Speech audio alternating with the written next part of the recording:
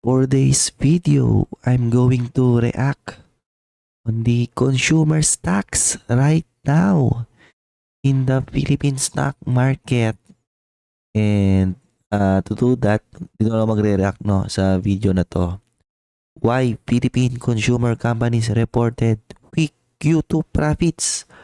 So I think depende sa kung ano yung mga nasa watchlist mo kasi may mga consumer stocks that are doing well, di ba? Q1 tsaka Q2.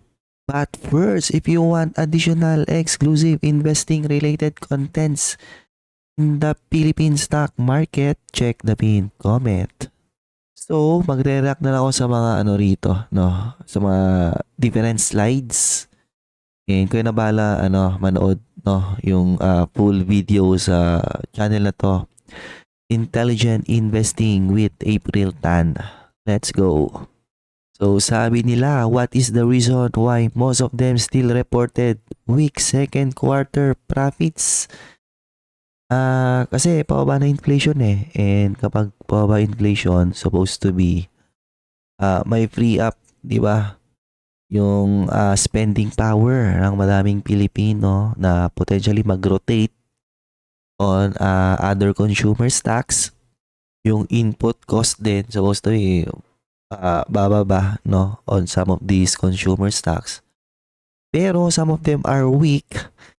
Maybe because hindi sila ganun ka-dominant, di ba? Dun sa kanilang at least sa kanilang niche. Ano man yung consumer product na binebenta nila or wala silang pricing power. So here's an earnings summary table. Second quarter 2025. Ano to? Ano ba to? Ano ata to Operating profit ata yung tinutukoy nila dito, no?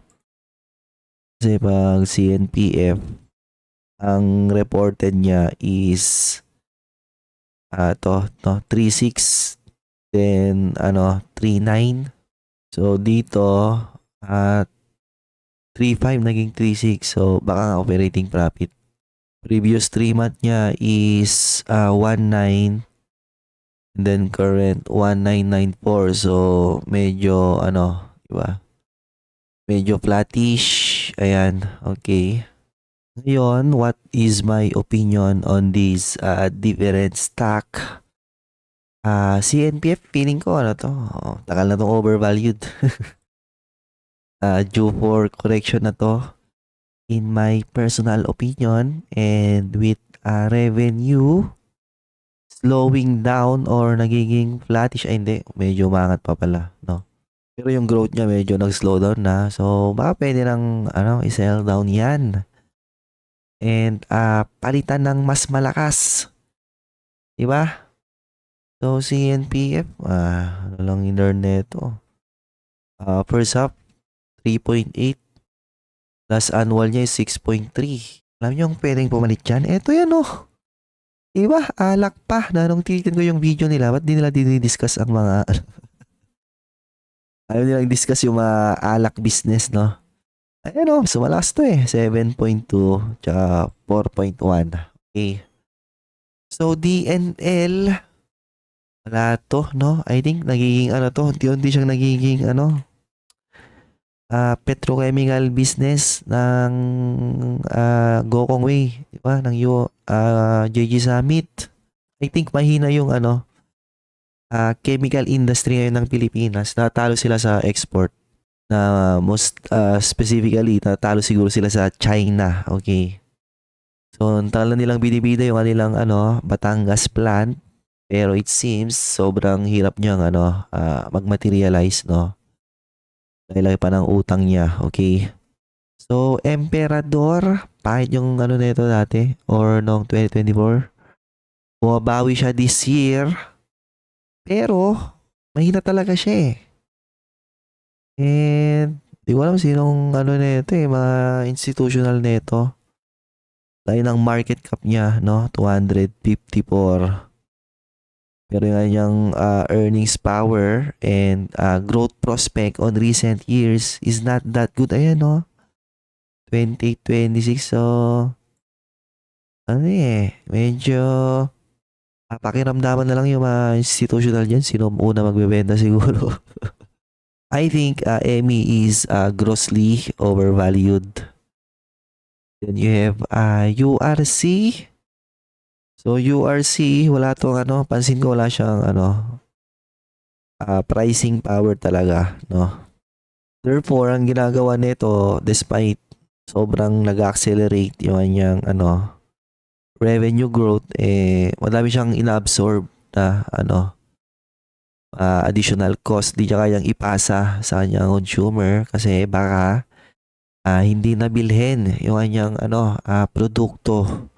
So this year in terms of reported earnings, wala, mahina pa rin. And then you have Monde. Ito rin tigas ng ulo nito. Kung sana concentrate lang sila sa nilang branded segment. Maganda sana to. Kaso ano pa sila Meat alternative na yan Okay?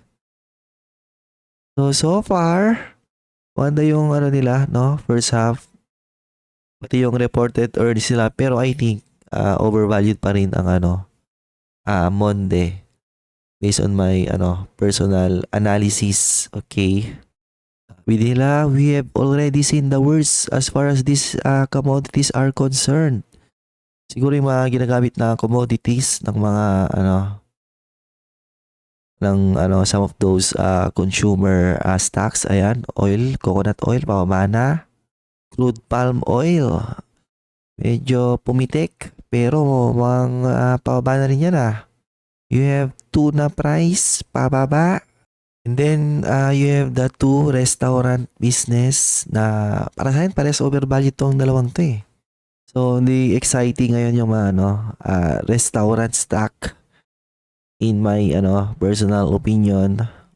So, you have JFC na na to naging holding company na to ng mga pagkain, kung anong klase ng pagkain na yung in-offer nito.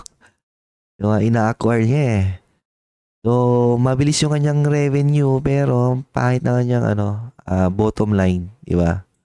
Kasi madami siyang investment in the past na hindi nagmamaterialize, okay?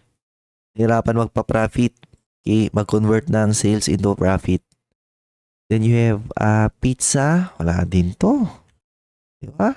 Overvalued to Dapat to, kukorek din to, parang max lang din to na medyo kailangan mag-correct. Actually, hindi maganda yung kanilang 2025. Ito nata yun So, pizza, medyo chill-chill pa siya pero mukhang pwede lang padapain to no? Pwede lang lumagapak yan Kung ganyan lang yung performance niya. So, may tanong dito, why the earnings growth of JFC so low? Kasi nga, hindi nagmamaterialize yung iba niyang investment into some other restaurant, di ba? Yung mga Panda Express, ganun.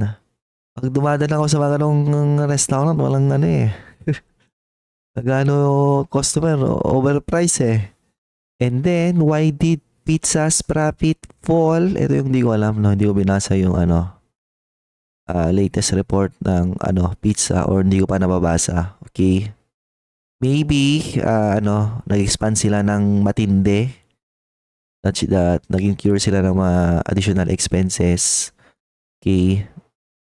And finally, on retailers, P-Gold and RRHI saw faster Q2 revenue growth while Wilcon and SSI posted weaker results. So, yung Wilcon na yan, wala na yan Hirapan lang bumangon siguro yan, no?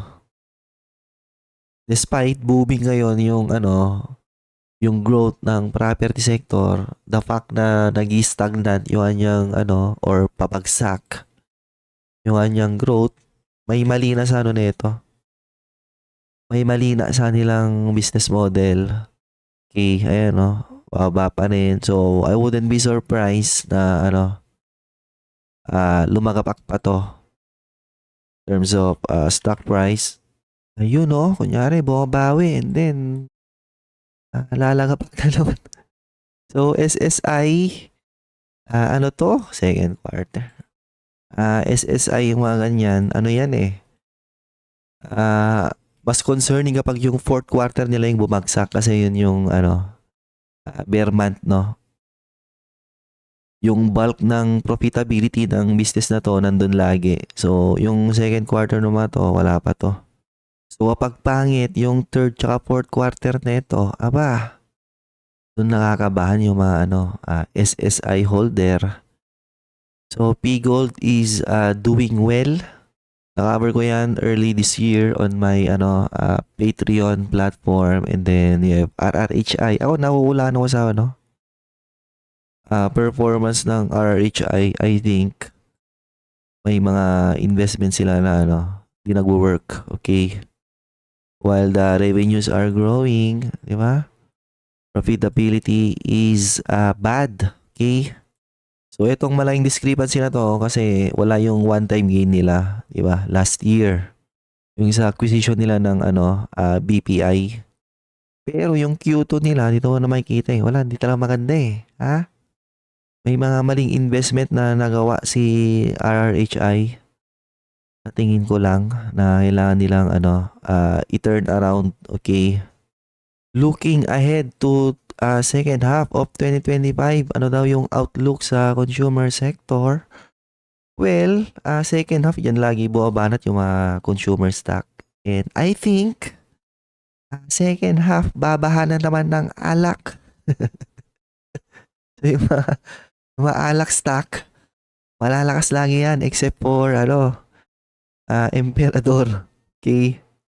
Yung mga hindi nila binanggit dito na ibang consumer stock like bukod sa alak, no, GSMI Keeper. Malakas din si Pure Foods eh, di ba? Yung kay RFM, di ba? Decent din yung performance niya. Again, depende kung ano yung nasa watchlist mo. So, eto yung nilang rating. CNPF, wala yan, sell. DNL, yan? Watchlist muna yan siguro. No? Monitor, ganon. EMI, sell.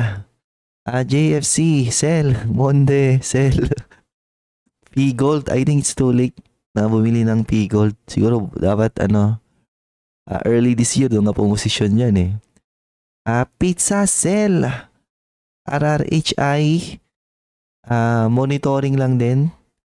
SSI, hold. Ayan, monitoring, hold. URC, monitoring, hold, or maybe even sell. I think sa kanyang current performance, medyo overvalued siya. And Wilcon, sell. Not a financial advice. Ano yun, mga hula-hula ko lang yun. Okay.